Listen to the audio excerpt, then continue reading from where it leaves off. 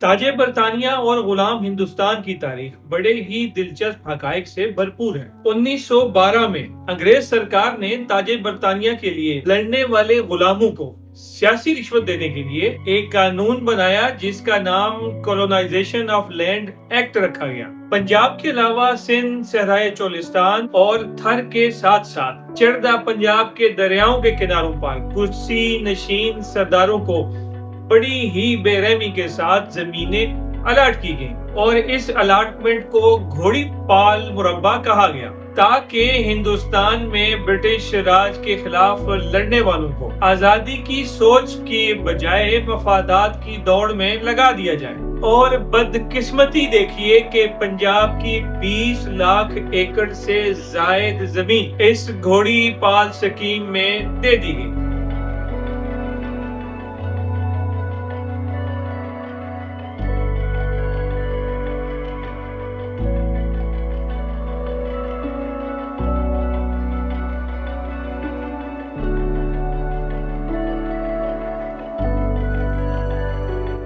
Happiness hub کی series سچی کہانی میں خوش آمدید۔ آج کی اس ویڈیو میں آپ سنیں گے ایک پشتون مجاہد اور سلسلہ قادریہ کے ایک عظیم روحانی صوفی بزرگ کی کہانی جنہوں نے 1897 میں برطانیہ کے خلاف سرحدی جہاد میں حصہ لیا۔ 1846 میں چرسدہ کے گاؤں ترنگزئی میں پیدا ہونے والے حاجی صاحب ترنگزئی کا اصلی نام سید فضل واحد تھا۔ اپنی بنیادی دینی تعلیم کے بعد جو کہ حاجی صاحب نے اپنے گھر سے حاصل کی، مزید دینی اور روحانی تعلیم کے لیے حاجی صاحب ترنگزئی کو افغانستان بھیج دیا۔ حاجی صاحب ترنگزئی کا شمار آزادی کے عظیم مجاہدین میں ہوتا ہے۔ آپ ایک داعی حق، عالم با عمل، روحانی پیشوا اور تحریک آزادی کے ایک عظیم مجاہد تھے۔ حاجی صاحب ترنگزئی نے بے سر و سامانی کے عالم میں بھی 22 برس تک انگریز جیسی بڑی قوت کو ہندوستان میں جم کر حکومت کرنے کا موقع نہیں دیا۔ ایک طرف تو حاجی صاحب نے علماء دیوبند کے ذریعے سیاسی محاذ پر جدوجہد آزادی کو جاری رکھا اور دوسری طرف سرحد اور قبائلی علاقوں میں عملاً جہاد کے ذریعے خطے میں انگریز کے قدموں کو جمنے نہ دیا۔ حاجی صاحب ترنگزئی کی طبیعت شروع سے تصوف کی طرف مائل تھی، اس لیے تعلیم سے فراغت کے بعد عبادت اور ریاضت کے ساتھ ساتھ آپ نے چلہ کشی بھی کی۔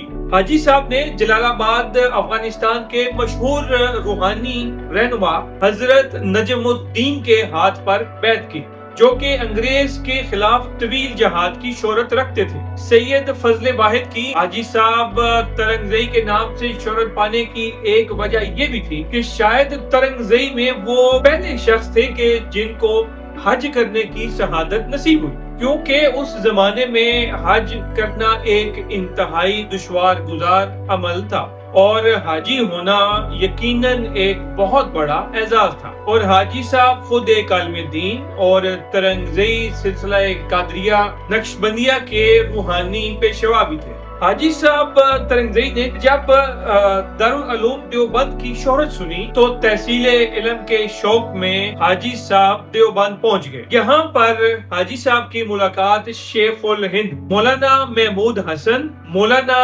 قاسم نانوتوی اور مولانا حسین احمد مدنی سے ہوئی۔ اب یہاں سے شروع ہوتی ہے اصل کہانی۔ تو قصہ کچھ یوں ہے کہ جب انگریزوں سے آزادی حاصل کرنے کا منصوبہ بنایا گیا تو اس کے ناظم مولانا محمود حسین کو بنایا گیا، جبکہ حاجی صاحب ترنگزئی کو اس منصوبے کے تحت امیر جہاد مقرر کیا گیا۔ حاجی صاحب ترنگزئی کو صوبہ سرحد اور قبائلی علاقوں میں لوگوں کو جہاد کے لیے تیار کرنے کا فریضہ سونپا گیا۔ اور آپ کو یہ بھی بتاتا چلوں کہ یہ منصوبہ دراصل سید احمد شہید کی تحریک جہاد کا تسلسل تھا۔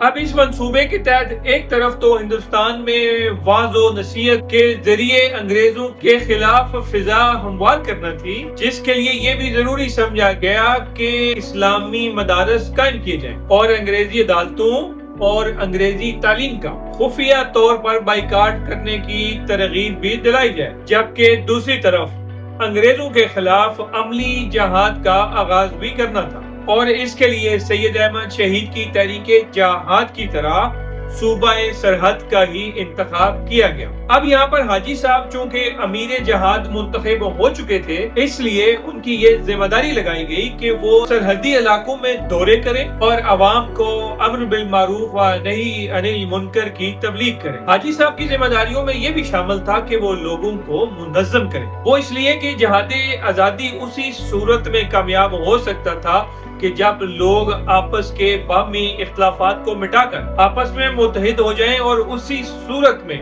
انگریزوں کی غلامی سے نجات حاصل کی جا سکتی تھی۔ چنانچہ اصلاح معاشرہ اور دعوت جہاد کی بنیاد پر حاجی صاحب ترنگزئی نے اپنے مشن کا آغاز اپنے ہی گاؤں ترنگزئی سے کیا۔ قبائل کے اندر چونکہ آپس کی دشمنیاں موجود تھیں، اس لیے قبائل کسی بھی بات پر متفق نہیں ہو پاتے تھے، لہذا حاجی صاحب نے سب سے پہلے ان دشمنیوں کے خاتمے کے لیے محنت کی۔ بالآخر حاجی صاحب کی محنت رنگ لائی اور لوگ اپنے تنازعات کے حل کے لیے حاجی صاحب کے اوپر اعتماد کرنے لگے۔ رفتہ رفتہ حاجی صاحب کو قبائل کا اعتماد حاصل ہوتا چلا گیا۔ لوگوں نے خوشی خوشی اقرار نامہ لکھ کر باقاعدہ طور پر حاجی صاحب کی خدمت میں پیش کیا، جس میں کہ انہوں نے غیر اسلامی رسم و رواج کو ترک کرنے کا اعلان کیا۔ تمام قبائل کا اعتماد حاصل کرنے کے بعد حاجی صاحب ترنگزئی نے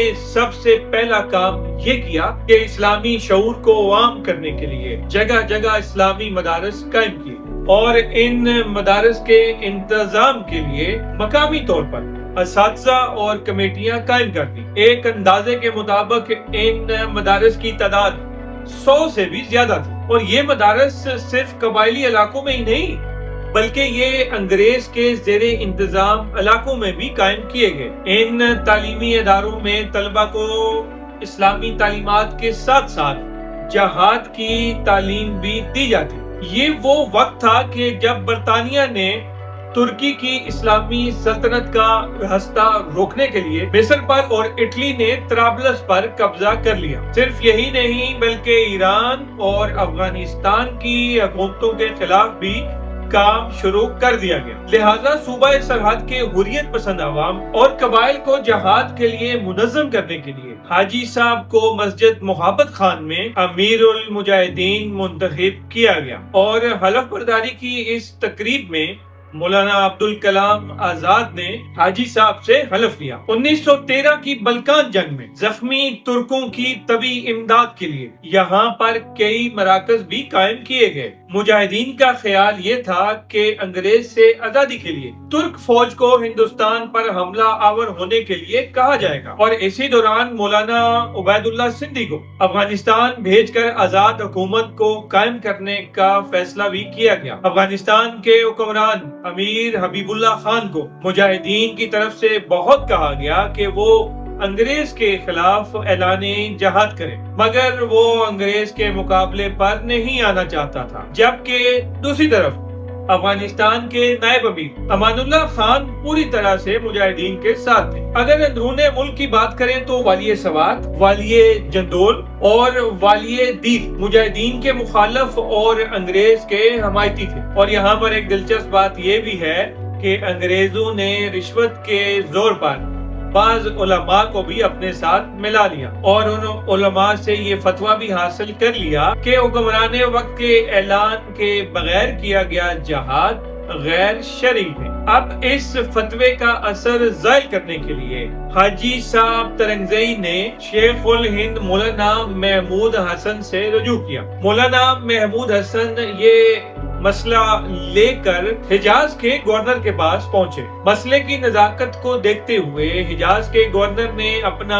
ایک خط سلطنت عثمانیہ کے خلیفۃ المسلمین کے نام دے کر مولانا کو ان کے پاس بھیج دیا۔ پہلی جنگ عظیم شروع ہو چکی تھی، اس لیے شیخ الہند کی ملاقات خلیفۃ المسلمین سے نہ ہو سکی۔ ہاں البتہ عثمانی افواج کے سپہ سالار نے انہیں خلیفہ کی جانب سے اپنی مہر کے ساتھ فتویٰ لکھ کر دیا کہ ہندوستان کے مسلمانوں کو چاہیے کہ وہ انگریز کے خلاف مسلح جہاد کرتے ہوئے مولانا محمود الحسن اور حاجی صاحب ترنگزئی کا ساتھ دیں۔ اب اس اہم فتوے کو ریشمی رومال کے اوپر گاڑا گیا تاکہ وہ خراب نہ ہو پائے۔ اس ریشمی رومال کو بعد میں ایک مسلم نوجوان نے بحفاظت ایک جگہ سے دوسری جگہ پہنچانے کا ذمہ لیا، لیکن در پردہ اس کی انگریزوں کے ساتھ ساز باز تھی، اس لیے وہ رومال پکڑا گیا۔ اسے ریشمی رومال تحریک کے نام سے بھی یاد کیا جاتا ہے۔ انگریزوں کو جب اس منصوبے کا علم ہوا تو انہوں نے ترکی پر اپنا دباؤ بڑھاتے ہوئے گورنر حجاز کو برطرف کر دیا، اور نئے گورنر نے انگریزوں کی ہدایت پر مولانا محمود حسن کو گرفتار کر لیا۔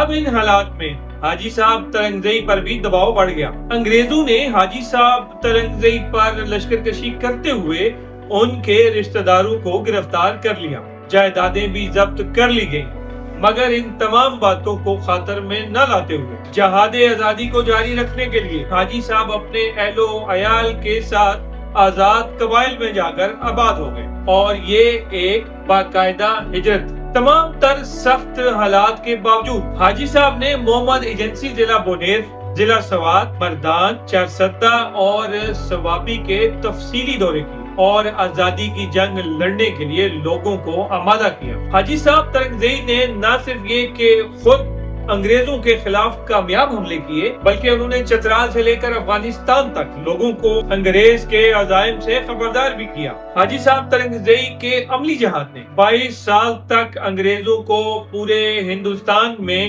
جم کر حکومت کرنے کا موقع نہ دیا۔ حاجی صاحب کا قیام اگرچہ مومن قبائلی علاقوں میں تھا، مگر آپ کی تحریک جہاد میں تمام قبائلی علاقے کی مختلف قومیں شامل تھیں، جو کہ اپنے اپنے علاقوں میں انگریز کے خلاف برسرے پیکار تھے۔ اس وقت اگر والی افغانستان اور والی دیر سوات، جندول اور باجوڑ حاجی صاحب کی حمایت کرتے تو مجاہدین اسلام کو ایک بڑے پیمانے پر کامیابی حاصل ہو سکتی تھی، مگر پھر بھی حاجی صاحب نے ہمت نہیں ہاری اور آزادی کے لیے جدوجہد کرتے رہے۔ آخری عمر میں اگرچہ حاجی صاحب ضعیف اور نحیف ہو چکے تھے، مگر آپ مجاہدین کو محاذ جنگ پر خود دعا دے کر رخصت کرتے۔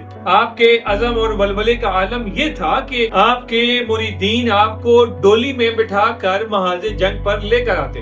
مرتے دم تک آپ انگریز کے خلاف برسرے پیکار رہے۔ 1936 میں حاجی صاحب بیمار ہوئے اور وقت کے ساتھ ساتھ بیماری بڑھتی گئی، اور آخر کار 14 دسمبر 1937 میں 81 سال کی عمر میں حاجی صاحب نے وفات پائی۔ ہیپینس صاحب کی سیریز سچی کہانی کی اگلی قسط میں ہم حاضر ہوں گے کسی نئی کہانی کے ساتھ۔